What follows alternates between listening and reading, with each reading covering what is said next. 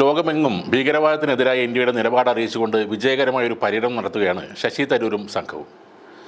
ഭീകരക്കെതിരായ ഇന്ത്യയുടെ നിലപാട് ആവർത്തിച്ച് പറയുകയാണിപ്പോൾ കോൺഗ്രസ് MP ശശി തരൂർ.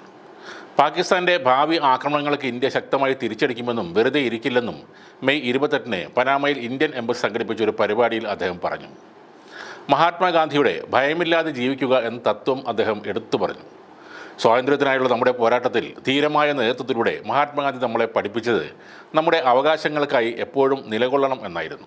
നമ്മൾ വിശ്വസിക്കുന്ന മൂല്യങ്ങൾക്ക് വേണ്ടി എപ്പോഴും തത്വത്തിൽ നിലകൊള്ളണം, ഭയമില്ലാതെ ജീവിക്കണം. ഭയത്തിൽ നിന്നുള്ള സ്വാതന്ത്ര്യത്തിന് വേണ്ടിയായിരിക്കണം ഇന്ത്യ ഇന്ന് പോരാടേണ്ടത്. ലോകം ഭീകരർ എന്ന് വിളിക്കുന്ന ദുഷ്ടരായ മനുഷ്യരുടെ ആക്രമണങ്ങൾക്കെതിരെയാണ് ഈ പോരാട്ടം.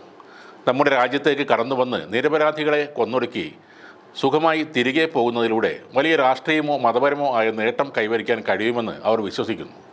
ആത്മാഭിമാനമുള്ള ഒരു രാജ്യവും അതിന് വഴങ്ങില്ല. ഇനിയും അങ്ങനെ സംഭവിച്ചാൽ മഹാത്മാഗാന്ധിയുടെ ഈ മണ്ണ് പോലും പ്രതികരിക്കും. ഒരു കരണത്തടിച്ചാൽ മറുകരണം കാണിക്കില്ല, പകരം രണ്ട് കരണത്തും അടിക്കുമെന്നും തരൂർ വ്യക്തമായി പറഞ്ഞു. ഇന്ത്യയുടെ ഓപ്പറേഷൻ സിന്ദൂറിൽ കൊല്ലപ്പെട്ട ഭീകരരുടെ മൃതദേഹങ്ങൾ സംസ്കരിച്ച പാകിസ്ഥാൻ സൈന്യത്തെയും അദ്ദേഹം വിമർശിച്ചു. അവരുടെ ഭീകര ആസ്ഥാനം ആക്രമിച്ചപ്പോൾ ഞങ്ങൾ ചിലരെ കൊന്നു. അവരുടെ ശവസംസ്കാരം നടന്നു. എന്നാൽ ആ ശവസംസ്കാര ചടങ്ങിൽ വളരെ പ്രമുഖരായ ചിലരുമുണ്ടായിരുന്നു. പാകിസ്ഥാൻ സൈന്യത്തിലെ ഉന്നത യൂണിഫോമിലുള്ള ആളുകളുണ്ടായിരുന്നുവെന്നും തരൂർ പറഞ്ഞു. പഹൽഗാം ആക്രമണത്തെക്കുറിച്ച് സംസാരിച്ച ശശി തരൂർ ഈ ഭീകരാക്രമണത്തിന് പിന്നിലെ ലക്ഷ്യം ഇന്ത്യയെ ദുർബലപ്പെടുത്തുകയും ജമ്മു കാശ്മീരിൻ്റെ സമ്പദ് വ്യവസ്ഥയെ തകർക്കുകയുമായിരുന്നു എന്ന് പറഞ്ഞു. നമ്മുടെ രാജ്യത്തെ ദുർബലപ്പെടുത്താനും ടൂറിസ്റ്റാൽ കുതിച്ചു കയറുന്ന കശ്മീരിലെ സമ്പദ് വ്യവസ്ഥയെ തകർക്കാനും പാകിസ്ഥാൻ സൈന്യം ആഗ്രഹിക്കുന്നു. അവരുടെ നിന്ദ്യമായ ലക്ഷ്യങ്ങൾ പിന്തുടരുന്നതിൻ്റെ ഭാഗമായിരുന്നു ഈ തീവ്രവാദ നടപടിയെന്നും അദ്ദേഹം പറഞ്ഞു.